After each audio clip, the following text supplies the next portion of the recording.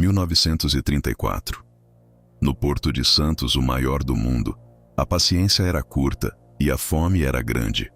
Mas quando o clã dos irmãos Rocha decidiu que ninguém passaria na sua frente na fila do cais, o café foi tingido de vermelho. Por causa de um simples empurrão e uma disputa por lugar, 12 homens foram mandados para o fundo do mar em uma madrugada de fúria cega que paralisou as docas. Você está prestes a conhecer a história de como a pressa e o egoísmo transformaram um dia de trabalho em um extermínio metódico que as autoridades portuárias tentaram abafar. Mas antes de continuar, se inscreva e comente se você gostaria de mais histórias como esta. O Cais 12, naquela época, não era apenas um ponto de escoamento da riqueza nacional. Era uma fornalha de ambição, um purgatório salgado onde o cheiro do café torrado misturava-se ao suor rançoso e ao óleo diesel. A névoa da manhã, espessa e úmida, abraçava os guindastes de ferro, transformando o porto em um cenário expressionista, cinzento e sem esperança. A luz que conseguia furar a bruma era suja, prometendo um dia de labor exaustivo sob um sol que, quando vinha, castigava sem dó. Ali, no maior depósito de sacas de café do planeta, a lei não era escrita por juízes de terno branco, mas sim pelos calos nas mãos e pela rapidez com que um estivador conseguia manusear seu gancho de carga. A vida útil de um homem no porto era medida pelo seu vigor e, mais crucialmente, pela sua capacidade de intimidar. Para os Rocha, o porto não era um local de trabalho, era um feudo. Havia Zeca, o mais velho, o cérebro silencioso que nunca levantava a voz, mas cujos olhos cinzentos mediam o peso exato de cada ameaça. Dário, o do meio, era o músculo descontrolado, com a testa permanentemente franzida e a necessidade constante de provar o seu domínio através do atrito físico. E havia Tobias, o mais novo, o executor. Tobias era uma sombra que se movia com a precisão letal de um instrumento bem calibrado. Ele não falava, apenas observava e esperava a ordem não verbal de Zeca para agir. Juntos, eles formavam o clã Rocha, uma entidade monolítica que controlava as melhores posições na fila, aquelas que garantiam o carregamento dos navios mais lucrativos, como o recém-ancorado, o vapor britânico, Duquesa de Kent, sedento por milhares de sacas de arábica. A fila, a famigerada fila do cais, era o ponto nevrálgico daquele mundo. Ela não era organizada por tickets ou ordem de chegada, mas sim pelo reconhecimento tácito de quem tinha força suficiente para sustentar sua posição. Estar no topo da fila significava a garantia de trabalho, de comida na mesa, de escapar da miséria absoluta por mais uma semana. Estar no final era flertar com a fome, com a humilhação de voltar para a favela de palafitas sem nada. Era por esse pedaço de chão sujo de carvão e grãos que os homens se vendiam, se feriam e, inevitavelmente, se matavam. Era perto das 4 da manhã e a escuridão ainda lutava contra a chegada do sol. O ar estava frio, mas a tensão aquecia os corpos enfileirados.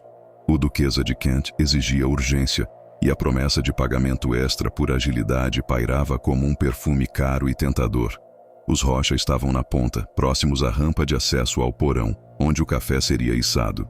Atrás deles, amontoado e nervoso, estava o bando do Chico, 12 homens liderados por Francisco Chico da Silva, um estivador teimoso e de pavio curto, que tinha a audácia de questionar a autoridade dos Rocha.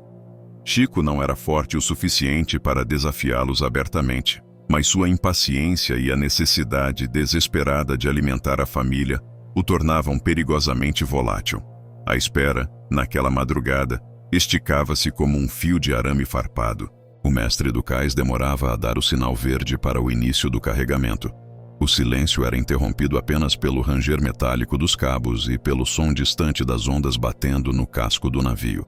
Foi nesse vácuo sonoro que o incidente ocorreu. Chico, impulsionado por uma mistura de cafeína barata e pânico financeiro, tentou avançar um palmo, espremendo-se entre as sacas empilhadas e o corpo massivo de Dário Rocha. O movimento foi sutil, quase acidental, mas no código de honra brutal do porto, era um ato de guerra. Dário, que já estava tenso como uma corda de violino, sentiu o cotovelo de Chico esbarrar em suas costas. Não era a dor que importava, Era a afronta, o questionamento público do seu domínio territorial. Dário parou. O ruído do porto, que parecia constante, subitamente se afogou na garganta de todos os presentes. Ele não se virou imediatamente. Em vez disso, ele inclinou a cabeça, como um touro sentindo o cheiro do perigo, e deixou que o silêncio fizesse o seu trabalho. Zeca Rocha, a 10 metros de distância, observava tudo sem mover um músculo.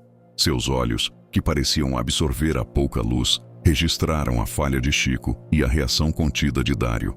A humilhação, Zeca sabia, era um veneno que se espalhava rapidamente. Se um simples estivador pudesse empurrar um Rocha e sair ileso, a hierarquia de medo que eles haviam construído ao longo de anos desmoronaria. E o controle sobre a fila, sobre o sustento, estaria perdido. Dário se virou lentamente. Seu rosto, geralmente marcado pela raiva imediata, estava estranhamente calmo, o que era um sinal muito pior. Chico tentou se desculpar, gaguejando sobre a pressa e a falta de espaço, mas as palavras evaporaram antes de chegarem aos ouvidos de Dário. "Você me encostou, Chico", disse Dário, a voz baixa, mas carregada com o peso de uma âncora sendo arrastada. "Foi mal, Dário. Desculpa, o lugar é apertado", respondeu Chico, tentando parecer submisso, mas a urgência em seus olhos o traía. Ele precisava daquele trabalho. Dário estendeu a mão lentamente, não para agredir, mas para pegar o gancho de carga que estava preso ao cinto de lona de Chico. O gancho era a extensão do estivador, um símbolo de sua profissão, e nas mãos certas, uma arma primitiva e eficiente. Chico hesitou. Segurar o gancho era resistir. Soltá-lo era render-se publicamente. O tempo parou. "Solta, Chico", Zeca disse sem olhar para a cena, concentrado em amarrar uma saca perfeitamente. Sua voz era um sussurro autoritário que viajava pela névoa. Aquele momento foi o ponto de ruptura, o instante em que a disputa por um palmo de chão transformou-se em uma sentença de morte. Chico, sentindo o peso do olhar de seus próprios homens, que dependiam dele para aquele turno, cometeu o erro fatal de desafiar Zeca, mesmo que indiretamente. Ele apertou o cabo do gancho. "Não, eu preciso do meu gancho", Chico respondeu, a voz tremendo, mas firme. Dário não precisou de mais. Ele não gritou, não deu um soco. Ele apenas agarrou o pulso de Chico com uma força que parecia capaz de esmagar ossos e puxou o gancho com um rasgar seco, arrancando-o da mão do estivador. O som da lona rasgando foi alto demais no silêncio tenso.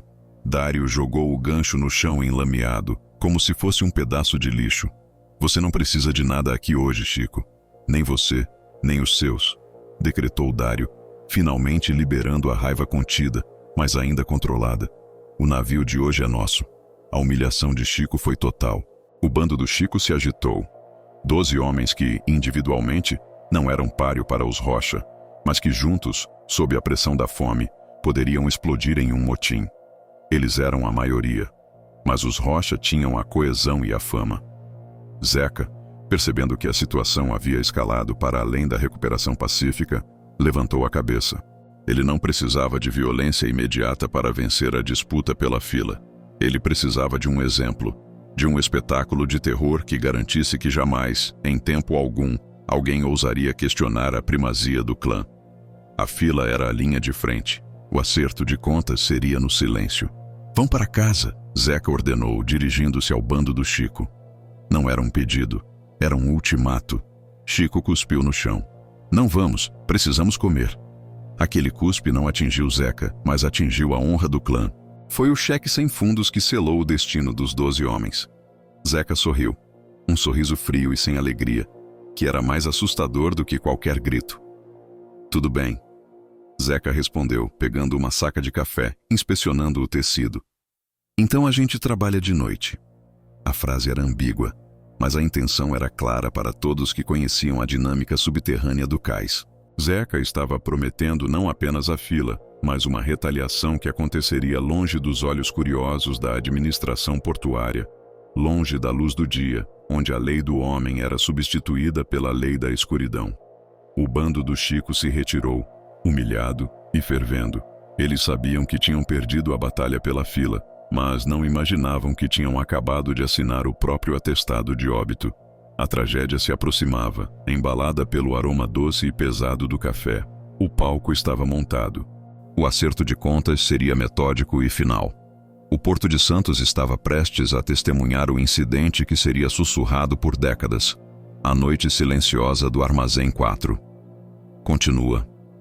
O sol daquele dia quente e úmido de Santos não parecia mais o mesmo. Ele se arrastava, lento e pesado, sobre as águas turvas do estuário, tingindo o céu de um laranja doentio, como se o próprio astro-rei estivesse relutando em testemunhar o que a noite traria. Para Zeca, o tempo era um aliado metódico. Ele havia estabelecido um precedente de medo pela manhã. Agora, ele usaria a escuridão para cravar esse precedente na memória coletiva do Porto, garantindo que o nome Rocha fosse sinônimo não apenas de força, mas de inevitabilidade.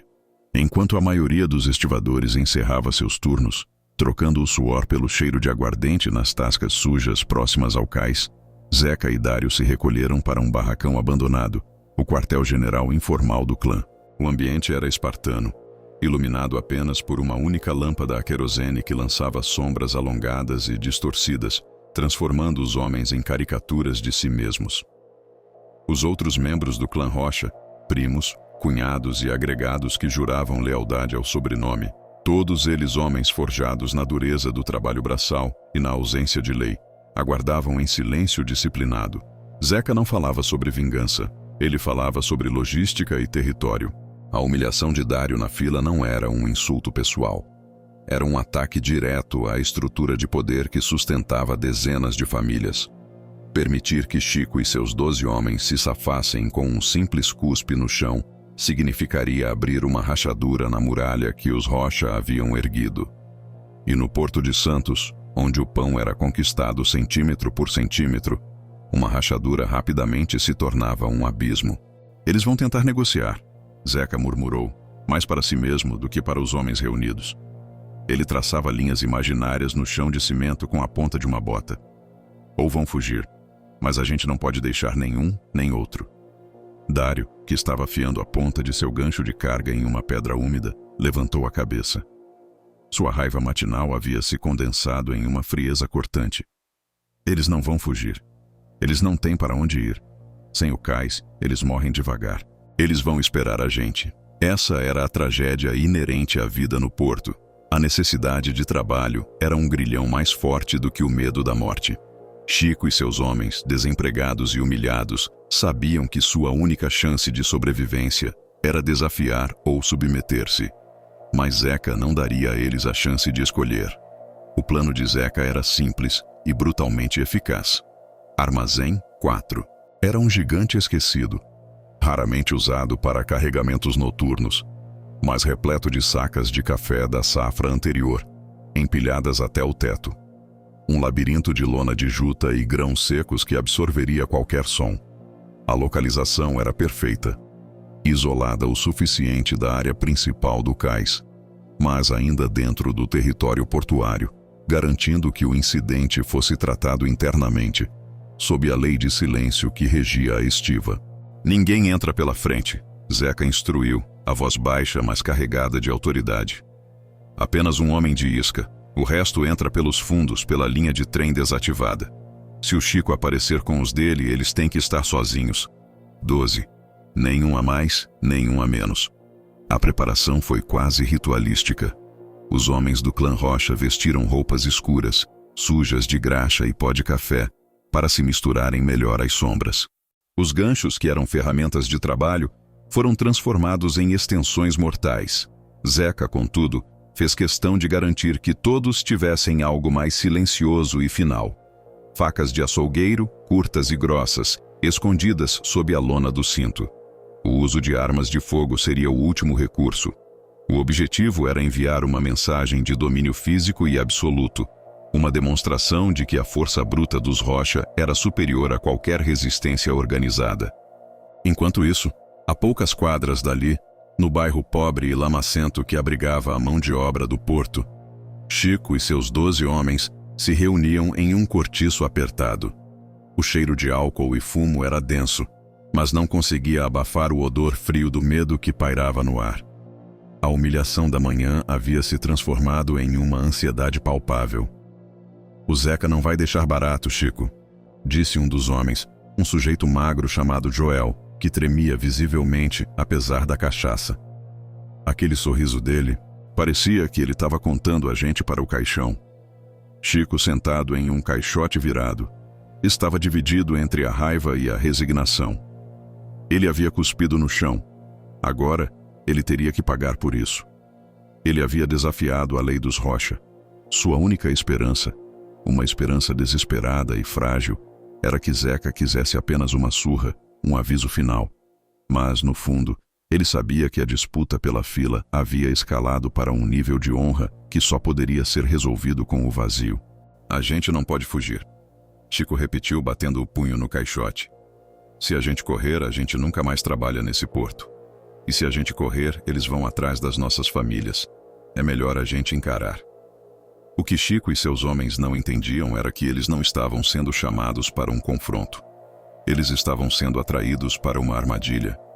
Eles esperavam uma briga suja, no meio da rua ou em um bar, onde pudessem usar o número de homens a seu favor.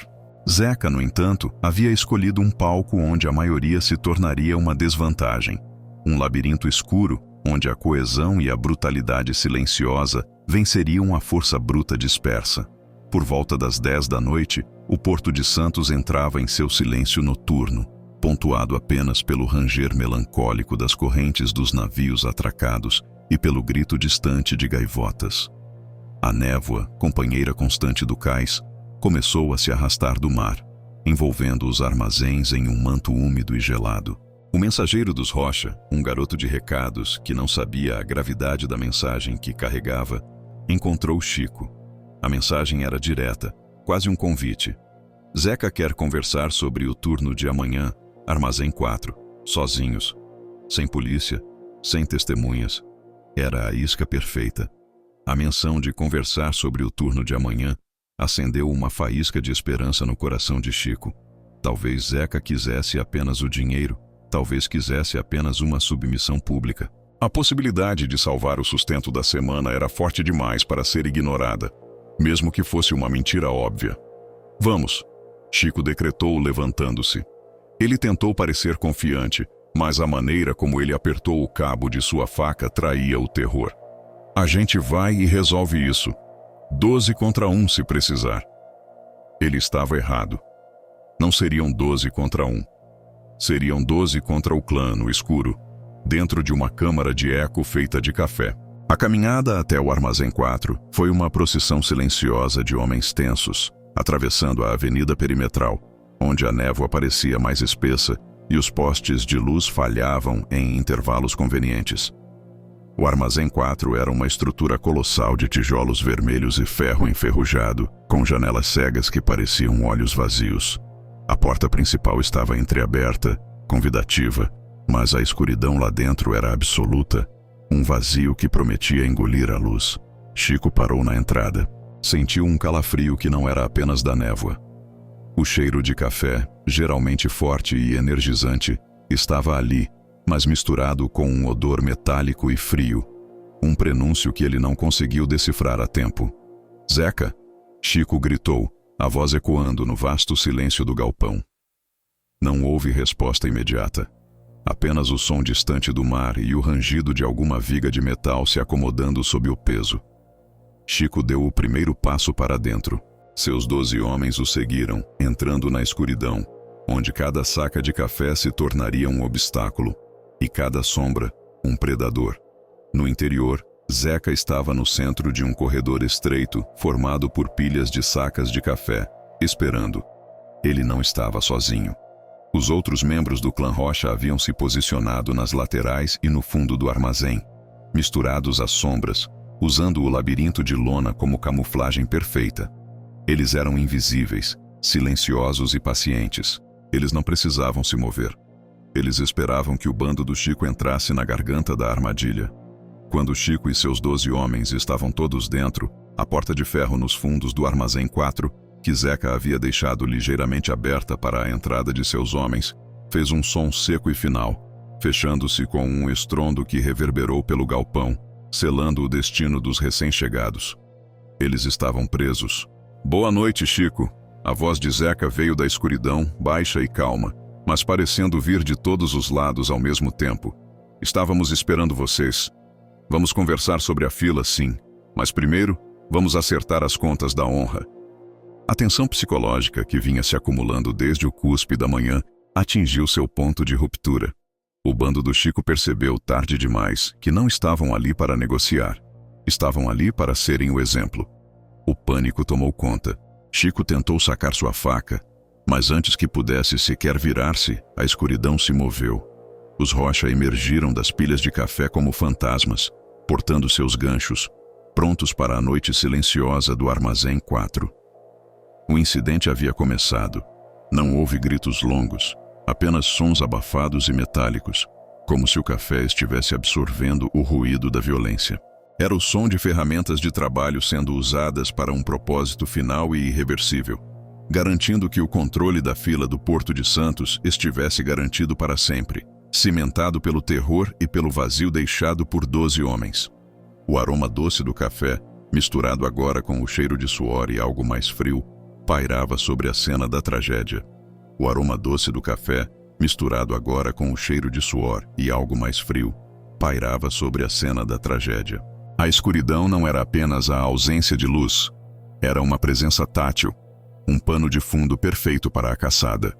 O Armazém 4, com suas paredes de tijolos grossos, havia se transformado em uma câmara de eco para o medo, mas, ironicamente, o labirinto de sacas de juta absorvia os gritos mais agudos, transformando a agonia em gemidos surdos. O ataque não veio como uma onda, mas como golpes cirúrgicos, rápidos e silenciosos. Os irmãos Rocha conheciam aquele armazém melhor do que a palma de suas mãos calejadas. Eles haviam passado a vida navegando entre aquelas pilhas, e agora as usavam como cobertura, saltando de trás da lona como felinos treinados. O bando do Chico, agrupado no centro, oferecia um alvo fácil, sua inexperiência em combate fechado e sua dependência da luz ambiente selando seu destino. O primeiro a cair foi um homem chamado Doca. Ele estava logo atrás de Chico, e mal teve tempo de registrar o vulto que vinha da lateral. O gancho de carga, uma ferramenta de ferro com ponta afiada projetada para perfurar a juta e içar quilos de grãos, não hesitou.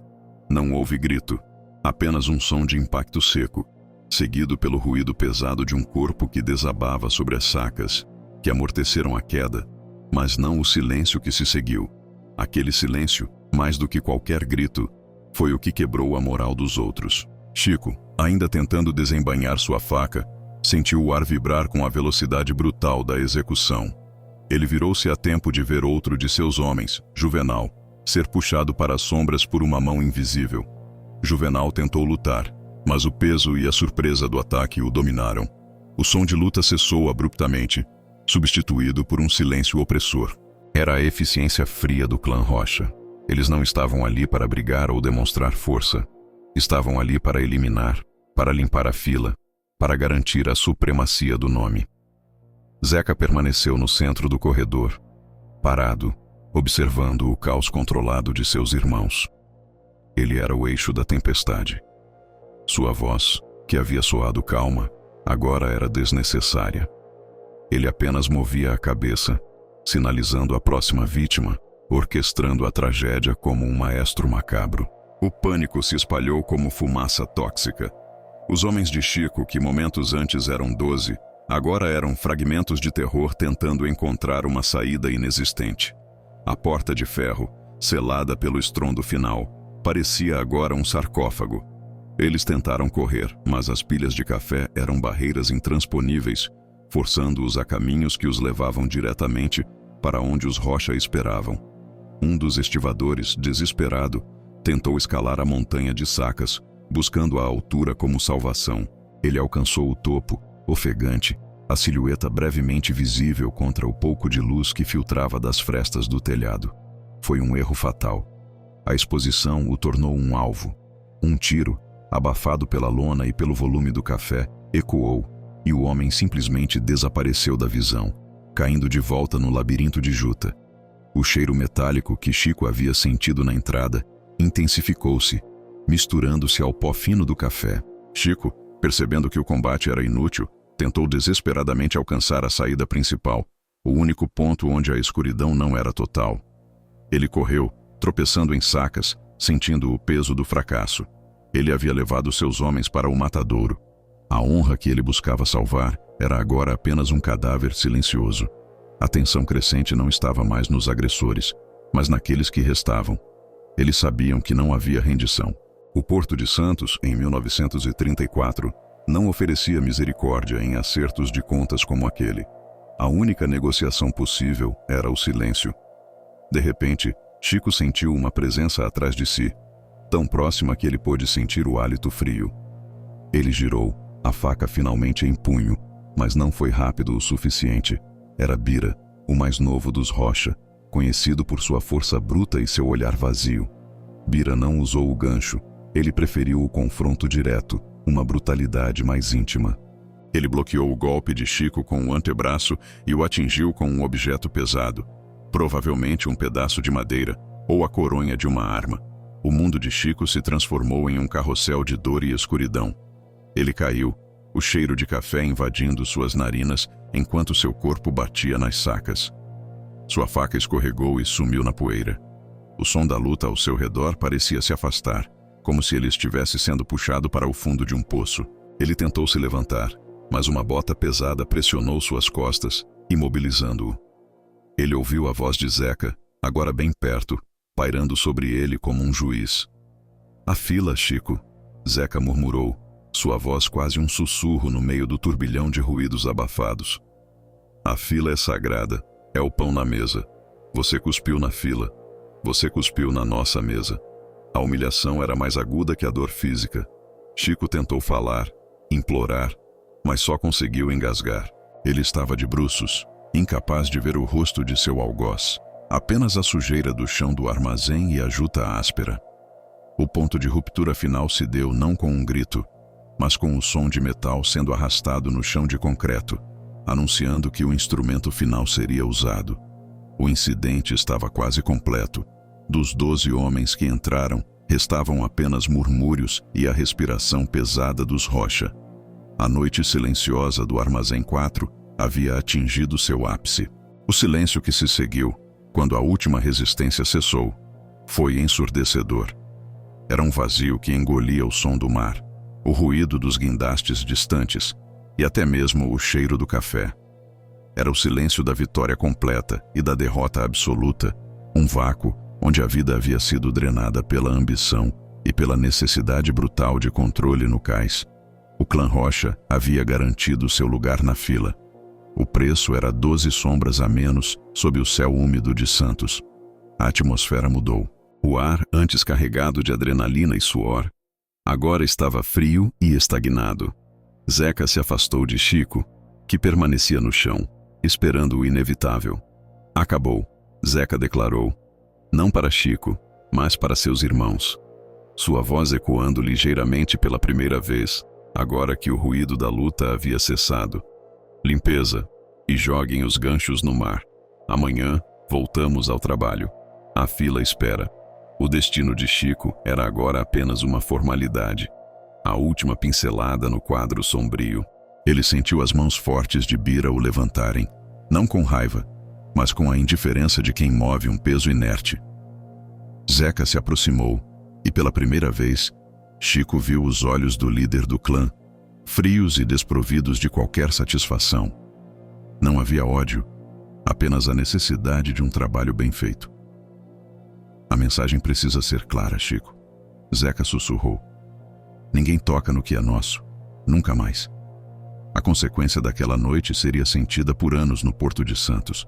Não pela polícia que faria vista grossa como sempre, mas pelo terror incutido naqueles que ousavam questionar a força. O massacre de Santos não seria lembrado por seus detalhes sangrentos, mas pela lição silenciosa que ele impôs. O lugar na fila, o direito de trabalhar, valia mais do que a vida de 12 homens. E o clã Rocha havia provado isso, transformando sacas de café em lápides anônimas. O silêncio era a prova, o vazio deixado, a assinatura. Chico sentiu o ar frio da noite bater em seu rosto enquanto era arrastado para a porta dos fundos. o último a testemunhar a escuridão absoluta que havia engolido seus homens. O armazém 4 agora era apenas um depósito de grãos, e o cheiro de café voltava a dominar, quase limpando o ar da memória do terror. Mas o frio permanecia. O frio do metal, o frio do medo, o frio da morte. O ar da madrugada santista era denso e carregado de salitre e óleo diesel, um contraste áspero com o cheiro sufocante de café torrado e sangue que pairava no interior do armazém 4.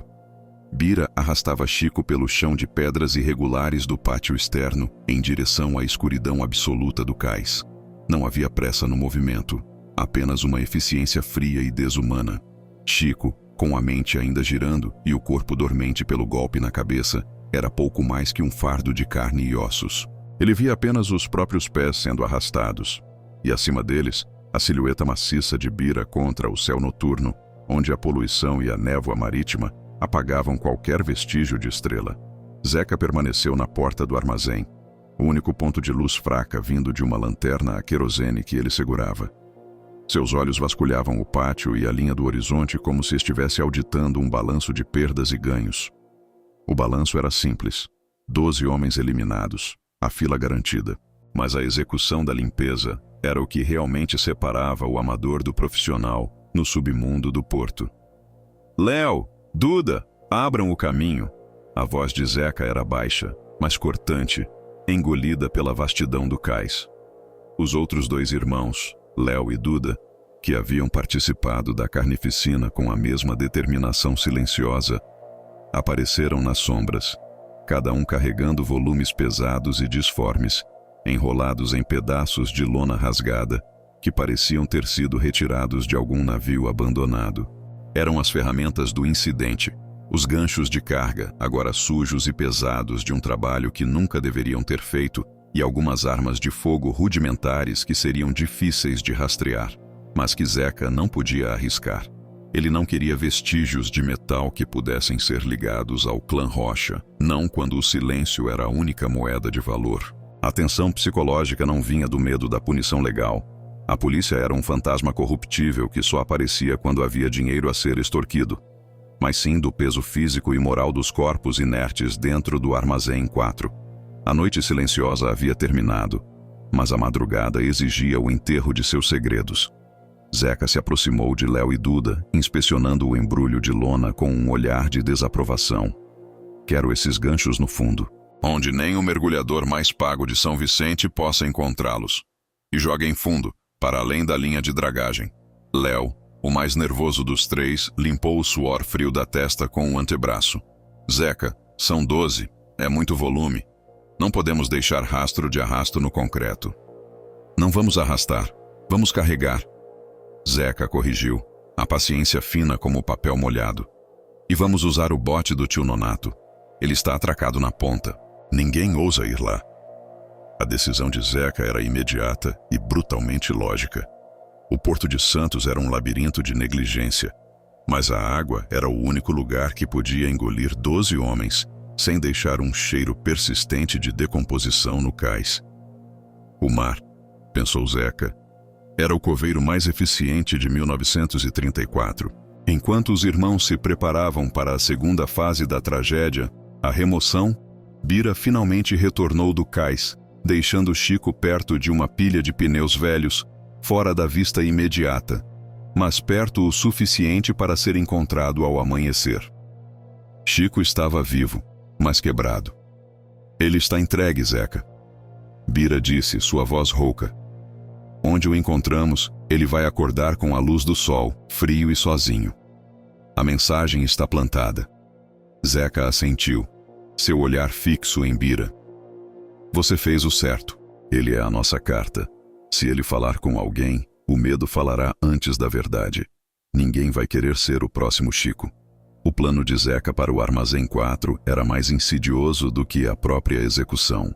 Ele não queria que o armazém fosse um monumento ao massacre, mas sim um local de trabalho normal no dia seguinte. Ele ordenou que os corpos fossem empilhados cuidadosamente nas carroças de mão que normalmente transportavam as sacas de café. Os corpos seriam então levados, um a um, para a ponta do cais onde o bote de Nonato esperava. A cena interna no Armazém 4, agora que a adrenalina havia baixado, era de uma desolação fantasmagórica. As sombras se alongavam e o pó de café parecia ter absorvido a luz. Os 12 homens eram agora apenas massas escuras, volumes inertes, misturados ao cheiro doce e enjoativo do café. Zeca caminhou entre eles, inspecionando o trabalho dos seus irmãos. Ele não sentia remorso, apenas o cansaço pesado de quem acabou de concluir uma tarefa monumental. Sua motivação não era o prazer na dor, mas a fria necessidade econômica. A fome era o verdadeiro motor daquele incidente. E a fila, o prêmio. Apressar o passo, Zeca ordenou, acendendo um cigarro e observando a fumaça se misturar à névoa. O sol de Santos não espera por ninguém, e o primeiro navio chega às 6. A remoção dos corpos foi um balé macabro de força bruta e silêncio. Léo e Duda trabalhavam em sincronia, levantando os volumes pesados e os colocando nas carroças. Eles cobriam a carga com sacas de café vazias, disfarçando o peso e o formato. A cada viagem, eles tinham que passar pelo pátio, onde o cheiro de café se misturava ao cheiro metálico que o chão de concreto não conseguia esconder totalmente. Enquanto isso, Zeca encarregou Bira de um trabalho de disfarce crucial. Usando água suja e raspas de café, Bira limpava as manchas mais evidentes no chão, não para remover o rastro por completo, o que seria impossível, mas para fazer parecer que o armazém havia apenas sofrido um carregamento desorganizado. O café era o disfarce perfeito. Seu pó escuro e seu aroma forte eram capazes de mascarar quase tudo. A cada corpo removido, a escuridão dentro do Armazém 4 parecia se aprofundar, mas a sensação de alívio nos irmãos Rocha crescia. Eles estavam apagando o rastro, transformando o local do crime em apenas mais um armazém fedorento do porto. O bote de Nonato, uma embarcação velha e instável, balançava silenciosamente na ponta do cais. Zeca foi o último a embarcar, certificando-se de que os ganchos e as armas fossem os primeiros a afundar. O som da água sendo cortada pelo pequeno motor era o único ruído que ousava quebrar a quietude da noite. Eles navegaram para a boca do estuário, onde a profundidade era maior e a correnteza mais forte. Lá, sob a imensidão escura e indiferente do Atlântico, os Rocha descartaram o peso de sua noite. Os ganchos, ferramentas de seu ofício e agora instrumentos de morte, foram jogados ao mar com um som surdo e rápido. Seguiram-se os corpos. Não houve rituais, nem palavras. Apenas a gravidade e o som de volumes pesados atingindo a água. Cada respingo era uma assinatura, uma promessa de silêncio. Zeca observava, seu rosto iluminado apenas pelo reflexo fraco da água. Ele não via 12 homens. Ele via 12 ameaças eliminadas e o futuro de sua família assegurado. Quando o último corpo afundou, Zeca retirou o cigarro da boca e o jogou na água, assistindo-o chiar e morrer. Missão cumprida, ele declarou. E a frase não continha orgulho, apenas o reconhecimento de um trabalho sujo e necessário. Voltemos. Temos que estar na fila antes do sol nascer. Enquanto o bote retornava ao cais, Chico, deixado para trás na pilha de pneus, começou a despertar. O frio do concreto havia penetrado em suas roupas e o cheiro de borracha e sal o atingia com náusea. Ele tateou o chão, a mão encontrando apenas a poeira e pequenos pedaços de cascalho. A dor latejava em sua cabeça, mas o verdadeiro terror estava na memória. A voz de Zeca, o som do metal, o silêncio que se seguiu. Ele tentou se levantar, mas suas pernas não obedeciam. Ele estava paralisado não pela lesão física, mas pela compreensão do que havia presenciado. Ele era o último, o sobrevivente. E ele sabia por que estava vivo. Ele era o arauto do medo, o mensageiro da noite silenciosa. Sua vida era agora um testemunho mudo do poder absoluto que o clã Rocha havia conquistado no Porto de Santos. Ao longe, ele ouviu o motor fraco do bote de Nonato retornando, e ele soube que a limpeza havia terminado. Eles estavam voltando para a vida normal, para a fila, como se nada tivesse acontecido. O vazio deixado pelos seus homens era um buraco que ninguém ousaria olhar. Chico, incapaz de se mover, apenas olhou para o céu cinzento, esperando que a luz do dia trouxesse alguma clareza, mas sabendo que só traria a certeza da escuridão. O armazém 4, agora a apenas 100 metros de distância, parecia uma tumba silenciosa e fria, guardada pelo aroma inocente do café. O destino havia se cumprido e o preço havia sido pago com vidas. A fila estava liberada. O motor do bote de Nonato tossiu uma última vez antes de morrer suavemente contra a lateral do cais. O som era um sussurro na face da madrugada que se anunciava, um cinza pálido e úmido que começava a dissolver a tinta preta da noite sobre o Porto de Santos. Zeca saltou primeiro, seus sapatos pesados encontrando o concreto molhado. O cheiro de salitre, diesel e café velho era a única fragrância daquela cidade sem lei. Ele se virou para os irmãos, seus olhos duros e inexpressivos no crepúsculo.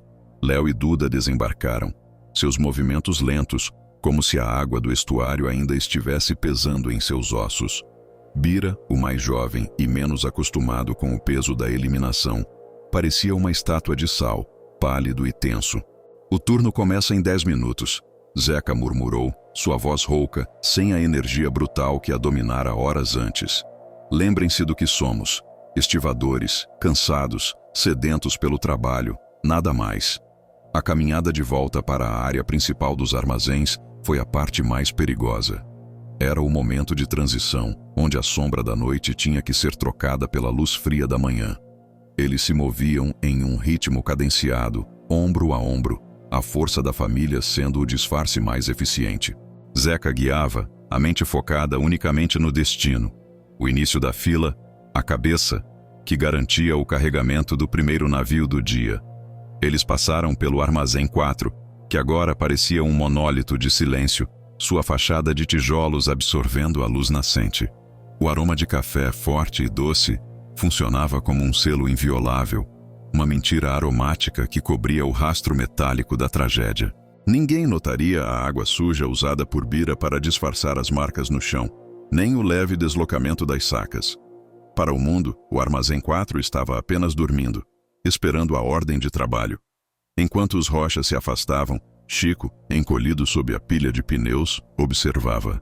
O frio havia se transformado em dormência. Sua visão estava turva, mas a imagem de Zeca, caminhando com a postura de um rei retornando ao seu trono, estava gravada a ferro e fogo em sua retina. Chico não via um assassino. Via a encarnação da necessidade, a personificação fria da força que decidia quem comia e quem morria naquele porto. Ele compreendeu, naquele instante de dor e paralisia, o mecanismo da sua sobrevivência. Zeca não o havia matado porque um corpo a mais ou a menos não faria diferença no fundo do estuário.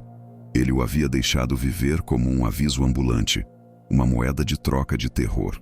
Chico era o preço da submissão, o fantasma que assombraria qualquer um que ousasse questionar a nova ordem. Sua vida era agora a prova silenciosa de que o clã Rocha não negociava. Eles eliminavam. A dor em sua cabeça era secundária ao vazio que sentia no peito. 12 homens, 12 vidas que ontem à noite falavam, riam e brigavam por um cigarro, haviam se dissolvido na escuridão. Eram agora apenas a ausência, um buraco que a névoa matinal preenchia com indiferença. Os Rochas chegaram à área de formação, onde a fila começava.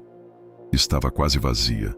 Apenas alguns estivadores solitários, os mais zelosos ou os mais desesperados, já aguardavam, esfregando as mãos contra o frio. Zeca foi até o ponto exato onde a corda imaginária da prioridade era marcada no concreto. Ele parou ali. Léo, Duda e Bira se posicionaram atrás dele, formando uma parede maciça e inquebrável. Eles não falavam, não se olhavam, apenas existiam, respirando o ar pesado do porto, aguardando. O tempo começou a se arrastar. A luz aumentava, e com ela, o ruído da cidade que despertava. Lentamente, outros estivadores começaram a chegar. Homens com o rosto amassado pelo sono e pela cachaça, carregando suas marmitas e seus ganchos de carga, as ferramentas que eram a extensão de seus braços e de sua miséria. A atmosfera mudou no momento em que os recém-chegados notaram a formação dos Rocha. Havia uma anomalia. Aquele ponto na fila, o primeiro e mais vital, sempre era alvo de uma disputa silenciosa entre os grupos maiores. O bando de Os 12, como eram chamados os homens de Chico, era famoso por sua truculência e por sempre garantir as primeiras vagas. Mas eles não estavam lá. O silêncio que se seguiu à chegada dos outros estivadores era diferente do silêncio da noite. Era um silêncio carregado de perguntas não feitas. Um homem velho chamado Jacó, que trabalhava no porto desde que o café era transportado em lombo de burro, foi o primeiro a se aproximar, cauteloso. Seus olhos vasculharam a área, procurando os rostos rudes e conhecidos que costumavam estar ali, trocando insultos e empurrões por posição. Ele olhou para a frente da fila. Zeca Rocha estava lá, imóvel, um pilar de granito. Jacó olhou para os lados, para trás. Nenhum sinal.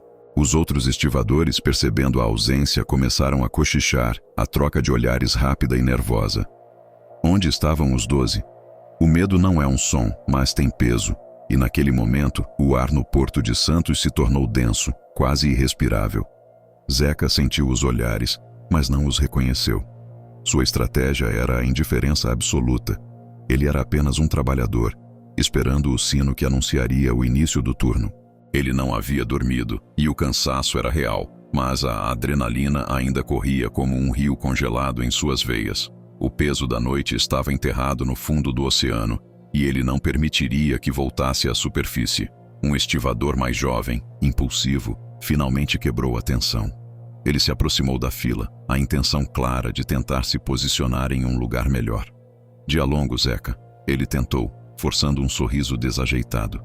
Zeca moveu apenas os olhos, fixando o jovem com um olhar que parecia ter visto a escuridão absoluta. Não havia ameaça vocal, apenas o frio abissal de quem havia cruzado uma linha e voltado. O jovem engoliu em seco. Aquele não era o Zeca Rocha que ele conhecia, o brigão barulhento. Era algo mais antigo, mais perigoso. Ele recuou 3 passos, encontrando um lugar bem mais atrás na fila, longe da presença sufocante dos Rocha. Ninguém mais se atreveu a se aproximar. A ausência dos 12 era a resposta. O silêncio era a prova. A tragédia não precisava ser narrada. Estava impressa na postura dos Rocha e na súbita obediência dos demais. A disputa pelo lugar na fila havia terminado. O preço da prioridade era o sangue, e o clã Rocha havia pago a fatura integralmente. O sol finalmente rompeu o horizonte, um disco vermelho e agressivo sobre a água turva. A luz não trouxe clareza, mas sim uma confirmação sombria. O porto havia mudado. A lei da força havia sido reescrita, e agora era sinônimo do nome Rocha. Chico, ainda observando de seu esconderijo, sentiu um tremor percorrer seu corpo. Ele se forçou a rastejar, afastando-se lentamente da pilha de pneus, movendo-se na direção oposta ao Armazém 4, na direção da cidade que se estendia para além do cais. Ele precisava de ar, de testemunhas, de alguma voz que não fosse a do medo. Mas ele sabia que seu testemunho era inútil. Quem acreditaria em um homem que havia perdido 12 colegas em uma noite, sem um único tiro ouvido por quem não deveria ouvir? Ele era o mensageiro de uma verdade que ninguém ousaria receber. No cais, o apito estridente de um navio mercante ecoou, anunciando a chegada da primeira carga. O trabalho estava prestes a começar. O café esperava. Zeca Rocha endireitou o corpo. Ele não sorriu, mas em seus olhos havia uma satisfação fria. Eles eram os primeiros. O incidente estava encerrado. Eles haviam garantido o sustento e, mais importante, haviam garantido o controle absoluto daquele trecho do Porto de Santos. A fila se moveu. O primeiro a ser chamado seria Zeca. Ele pegou seu gancho de carga, a ferramenta familiar e pesada, e caminhou em direção ao Armazém 4. Enquanto ele passava pela porta que ainda carregava o aroma da morte, ele viu, de relance, um movimento fraco na borda do pátio, perto da pilha de pneus. Era Chico, rastejando, uma sombra patética que tentava escapar. Zeca não parou. Ele não demonstrou reconhecimento. Ele sabia que Chico fugiria. E ele sabia que, para onde quer que Chico fosse, ele levaria consigo a história do silêncio. A história de como o clã Rocha havia limpado a fila do porto. O sobrevivente era a melhor propaganda de seu poder. O Armazém 4, agora aberto para o dia de trabalho, exalava o cheiro de milhões de grãos de café, um perfume de prosperidade construída sobre o terror. Zeca entrou, Léo e Duda logo atrás, prontos para carregar a primeira saca. O ciclo da violência e do lucro havia sido restaurado. O destino estava selado sob o peso do café. Chico se afastou, engolido pela névoa da cidade. Ele era agora um fantasma, condenado a vagar com a memória de 12 homens que se afogaram no silêncio do porto. O Porto de Santos pertencia, irrevogavelmente, aos Rocha. O Porto de Santos pertencia, irrevogavelmente, aos Rocha. Chico, o último mensageiro da noite de terror, não parou de correr até que o cheiro salgado do mar fosse substituído pelo aroma pesado e rançoso da cidade dormindo. Um misto de esgoto, pão velho e fuligem de trem. Ele era um homem em colapso. Seu corpo, acostumado à carga brutal do cais, parecia agora leve demais, desprovido de alma. Ele não havia apenas fugido da morte. Ele havia fugido da verdade, e a verdade era um fardo que ele não conseguia carregar sozinho. O sol, que iluminava os trilhos enferrujados da estação, parecia zombar de sua miséria. A luz expunha sua pele suja, seus olhos injetados e a febre que começava a tomar conta dele, um efeito colateral do terror. Ele precisava de uma autoridade, de um ouvido que não estivesse surdo ao sussurro da violência. Ele encontrou a Delegacia Central na Rua do Comércio, um prédio de paredes amareladas que parecia sugar a luz em vez de refleti-la. A porta era maciça, a promessa de ordem, mas o interior era um labirinto de indiferença. Um escrivão sonolento, com bigodes ralos e um cigarro pendurado no lábio, ergueu os olhos apenas o suficiente para demonstrar aborrecimento. "O que você quer, vira-lata? O cais não abre mais tarde hoje?" A voz era um resmungo rouco. Chico tentou falar, mas as palavras engasgaram em sua garganta, transformadas em um ruído seco. Ele gesticulou, apontando para o sul, para o porto, para o Armazém 4. 12 homens. Os Rocha. Eles... A fila. O escrivão pousou a caneta com um clique irritado. Ele avaliou Chico. Um estivador. Um ninguém. Provavelmente bêbado ou sob efeito do choque de alguma briga de bar. 12, é? 12 homens sumiram? Você viu o incidente, é isso? Onde está o corpo, então? A pergunta era a faca fria que Chico temia. Onde estava o corpo? O Armazém 4 havia sido limpo. O café absorve tudo, até o rastro da morte. Lá dentro, eles usaram os ganchos. Eram 12 contra 3, mas eles estavam esperando. Era uma armadilha. O escrivão soltou uma risada curta e seca, sem alegria. Uma armadilha, claro. Olhe para você, meu amigo. Parece que viu o diabo e voltou. Agora escute bem.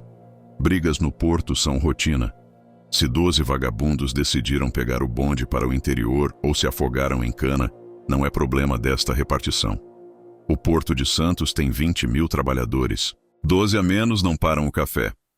A indiferença institucional era mais fria que o aço do gancho de carga. Chico percebeu que sua verdade era pesada demais para ser aceita, pois se fosse aceita, desestabilizaria a engrenagem que movia a cidade. O porto tinha que funcionar. O café tinha que sair. E o preço de um turno limpo era o silêncio sobre 12 desaparecimentos. Ele foi empurrado para fora, um alerta silencioso sobre a futilidade de buscar justiça onde o dinheiro era a única lei. Enquanto Chico cambaleava pela rua, engolido pela névoa da impunidade, o delegado Almeida, um homem de 40 anos com uma barriga proeminente e um terno de linho amassado, estava em seu escritório, saboreando um café forte e adoçado. Almeida não era corrupto no sentido vulgar. Ele era um pragmático. Sua lealdade era a ordem, e a ordem, em Santos de 1934, era a exportação. Sobre sua mesa, havia um relatório preliminar do capataz do cais. Ausência não justificada de 12 operários do turno da noite. Suspeita-se de abandono em massa devido a desentendimentos salariais internos. O trabalho segue sem interrupções. Almeida releu a palavra interrupções. Era a única que importava. Ele sabia que o clã Rocha havia se movido. O nome deles já era sinônimo de eficiência brutal e, mais importante, de estabilidade. Os Rocha garantiam que a fila se movesse. Eles eram o tumor necessário para manter o corpo saudável. Ele acendeu um charuto cubano, o aroma denso preenchendo o escritório. Havia rumores, é claro. Rumores que chegavam pela boca de informantes tremendo. Algo sobre um acerto de contas brutal no Armazém 4. Algo sobre a falta de gritos e a limpeza profissional. Mas Almeida havia aprendido que, no porto, o que não era visto não existia. E o que existia era enterrado sob sacas de café. 12 homens. Ele murmurou, soprando a fumaça em direção ao teto manchado. Um incidente lamentável, mas isolado. Ele pegou o relatório, carimbou-o com o selo de concluído, sem provas de crime, e o empurrou para a pilha de casos arquivados. A única investigação que Almeida conduziria seria sobre a origem do desentendimento, o que, na verdade, era a fila. E a fila havia sido resolvida. A lei havia sido aplicada, não pela polícia, mas pelo aço e pelo medo. No cais, o dia estava em pleno andamento. A prioridade de carregamento, o troféu pelo qual 12 homens haviam sido silenciados, estava sendo exercida com uma eficiência quase militar. Zeca Rocha estava no comando da primeira equipe. Ele não precisava falar. Sua presença bastava. Sua camisa de algodão estava limpa, mas o ar ao seu redor carregava o peso invisível de chumbo na alma. Ele movia as sacas de café de 60 quilos com uma facilidade assustadora. Cada movimento uma prova física de seu direito de estar ali. Léo e Duda trabalhavam em sincronia perfeita. Seus rostos impassíveis. Os demais estivadores, aqueles que haviam testemunhado o poder dos Rocha através do silêncio e da ausência, trabalhavam como máquinas assombradas. Eles carregavam o café com pressa, desviando o olhar dos Rocha. O medo era palpável, um gás invisível que impedia qualquer murmúrio. Ninguém mais tentava furar a fila. Ninguém questionava a ordem de Zeca. O Armazém 4, agora completamente ventilado e repleto do cheiro forte do café recém-ensacado, havia absorvido a tragédia. Era um espaço de trabalho e não um cenário de crime. O café, o ouro sujo que sustentava a economia de São Paulo, era o grande cúmplice. Cada saca carregada era um novo tijolo no muro da impunidade que protegia os Rocha. A história dos 12 desaparecidos começou a se transformar em folclore instantâneo.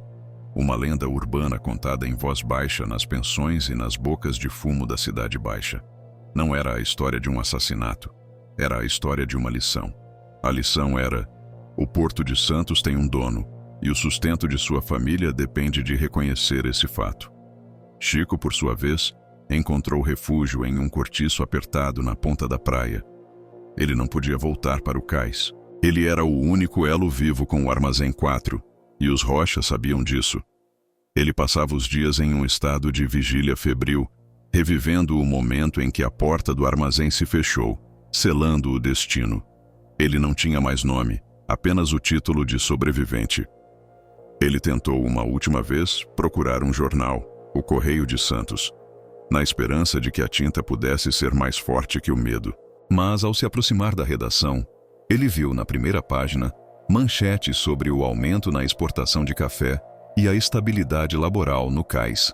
O editor, um homem gordo e nervoso, não tinha interesse em histórias sobre desaparecimentos não comprovados que pudessem perturbar os grandes exportadores.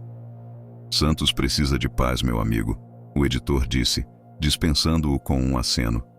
E de café, não de fantasmas. Chico recuou. Ele era o fantasma.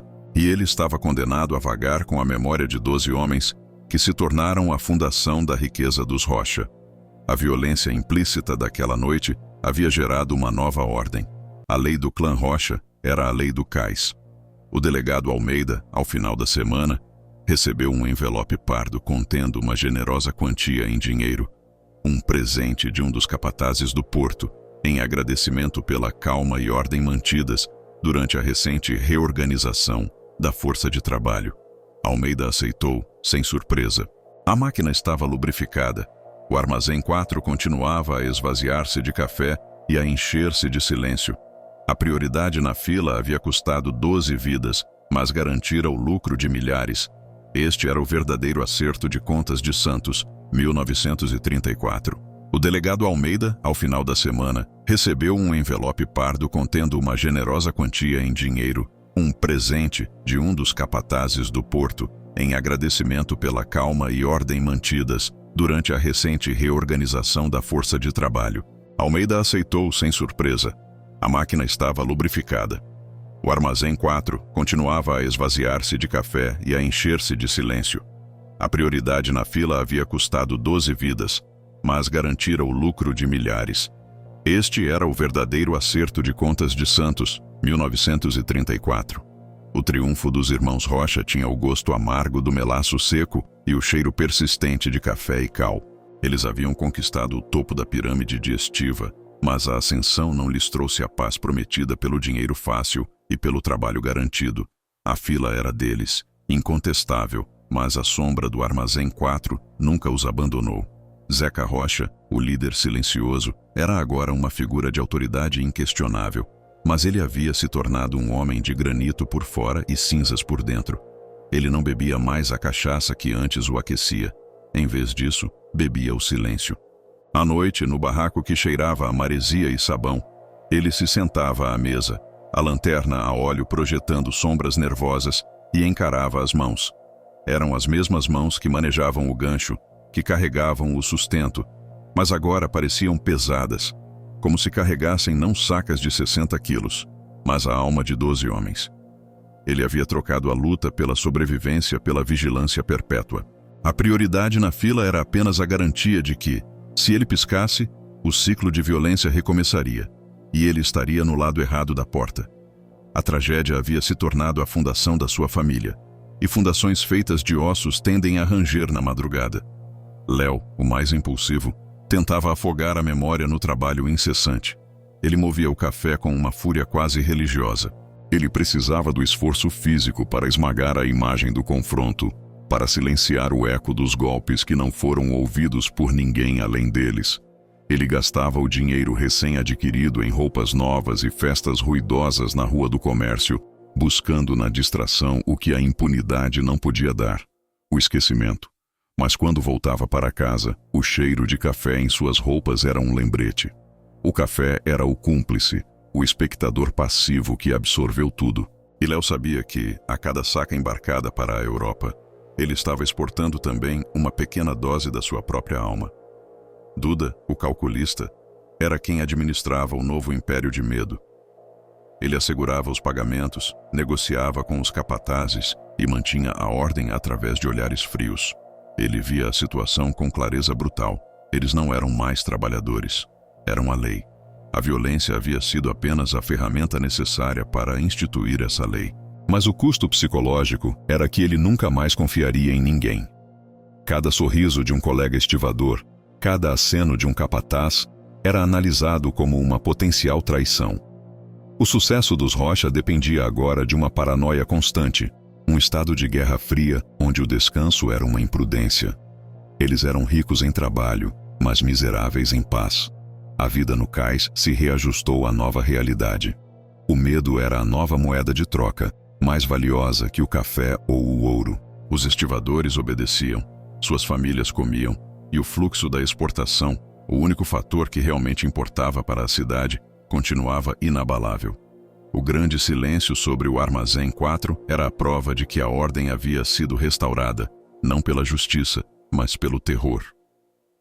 Enquanto isso, Chico, o sobrevivente, havia se dissolvido na paisagem sombria de Santos. Ele era um homem sem identidade, a memória viva de um crime que ninguém queria reconhecer. Ele se mudou do cortiço na ponta da praia para os becos mais profundos e fétidos da área portuária, vivendo de pequenos trabalhos ilegais, sempre nas sombras, sempre olhando por cima do ombro. A sua tentativa de buscar a imprensa havia falhado. A verdade era uma mercadoria sem valor na feira da prosperidade.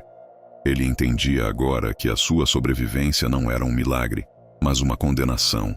Ele estava condenado a carregar o peso da tragédia, a ser o único a saber que o incidente laboral era, na verdade, um massacre frio.